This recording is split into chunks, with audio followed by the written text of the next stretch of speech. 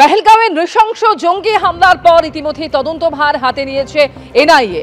আর তদন্তে আজকে সেখানে পৌঁছে গেলেন এনআইএর ডিজি সদানন্দ দাতে। জম্মু কাশ্মীর পুলিশের হাত থেকে দায়িত্বভার নিয়ে তদন্ত শুরু করে দিল এনআইএ।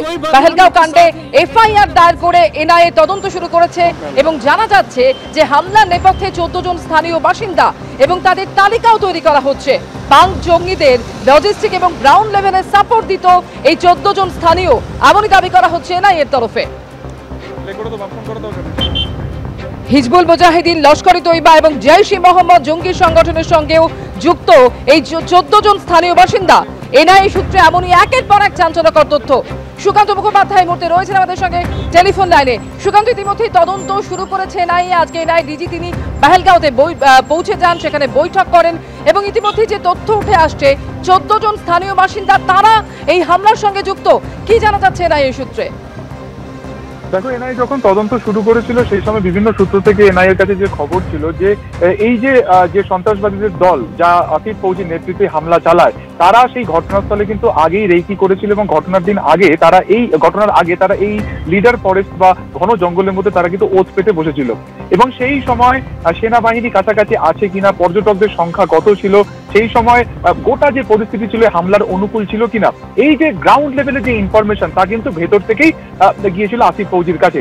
এবং এরপরে স্যাটেলাইট সার্ভেলেন্স থেকে শুরু করে নানানভাবে প্রযুক্তি তারা ব্যবহার করে এনআইএ এবং সেই সমস্ত প্রযুক্তি ব্যবহার করার মাধ্যমে যেটা জানা গেছে যে সেদিনকে এই পর্যটকদের মাঝে যারা শাল বিক্রেতা কিংবা অন্যান্য যারা জিপ লাইনিং কর্মী সহ তারা যারা উপস্থিত ছিলেন, তার মধ্যে 14 জন এমন ছিলেন যারা কিনা এই পেহেলগামের বাসিন্দা, যারা কাশ্মীরি, তারা কিন্তু যাবতীয় ভাবে এই গ্রাউন্ড লেভেলের পুরো ইনফরমেশন কিন্তু তারা পাস করেছিলেন এই আসিফ ফৌজি এবং তার দলকে।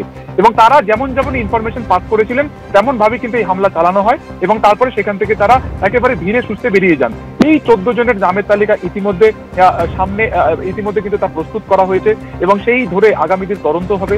আজকে ঘটনা প্রায় 9 দিনে এখনো পর্যন্ত হামলাকারী যাদের কেউ গ্রেফতার না করা হলেও আজকে ডিজি সদানন্দ দাতে তিনি নিজে আজকে ঘটনাস্থল পরিদর্শন করেন। প্রায় 1 থেকে 1.5 ঘন্টা তিনি বৈতরণ ভ্যালিতে ছিলেন। পরে তিনি সেখান থেকে ফিরে এসে সিআরপিএফ যে 116 নম্বর সিআরপিএফ ক্যাম্প রয়েছে সেখানে তিনি যান।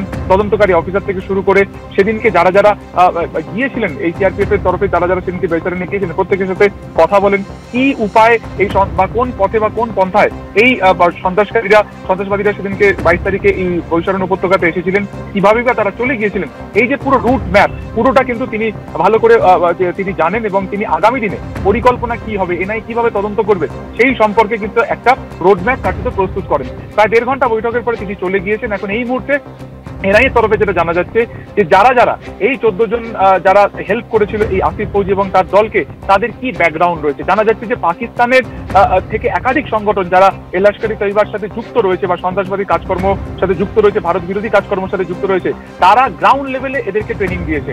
শুধুমাত্র তাই নয়, এই হামলার আগে ফারুক আহমদ নামে একজন লস্কর ই তৈবার টপ কমান্ডার, তিনিও কিন্তু এই পেহেলগামে এসে গিয়েছিলেন এবং তিনি কার্যত আসিফ ফৌজিরা কোথায় থাকবে, কোথায় উঠবে, তাদের লজিস্টিক সাপোর্ট দেওয়া সেই কিন্তু এই ফারুক আহমেদ করেছে। ঘটনার পর থেকে সেও কার্যত পলাতক। ফলত গ্রাউন্ড লেভেলে বা পাকিস্তানি জঙ্গি সংগঠনের সাথে যুক্ত ছিল এই 14 জন পেহেলগামের বাসিন্দা, যারা কাশ্মীরি বাসিন্দা, তারা এই মুহূর্তে র্যাডারে রয়েছে। তাদের খোঁজ চালানো হচ্ছে এবং আগামী দিনে তাদেরকে জিজ্ঞাসাবাদের পরিপ্রেক্ষিতে আরো স্পষ্টত জানা যাবে যে শুধু কি 14 জনই রয়েছে নাকি নেপথ্যে আরো একাধিক ব্যক্তি যুক্ত ছিল সেদিনকে, যারা সন্ত্রাসবাদীদেরকে পুঙ্খানুপুঙ্খ খবর পাস করেছিল এই হামলার নেপথ্যে। একেবারে সুকান্ত, অর্থাৎ যারা এই জঙ্গি হামলার ঘটনার সঙ্গে সরাসরি যুক্ত সেই সমস্ত জঙ্গিদের যেমন খোঁজ চলছে, একই সঙ্গে এই 14 জন স্থানীয় বাসিন্দা যাদেরও এই হামলার ঘটনার সঙ্গে যোগ রয়েছে বলে এনআইএ সূত্রে জানা যাচ্ছে ইতিমধ্যেই তাদের খোঁজও শুরু হয়েছে এবং তাদের একটি তালিকাও তৈরি করেছে এনআইএ। আগামী দিনে কোন পথে তদন্ত এগিয়ে নিয়ে যাওয়া হবে তার রোডম্যাপও তৈরি করে দিয়েছেন এনআইএ ডিজি, যিনি আজকে পেহেলগাঁওতে পৌঁছন এবং সেখানে জরুরি বৈঠক করেন।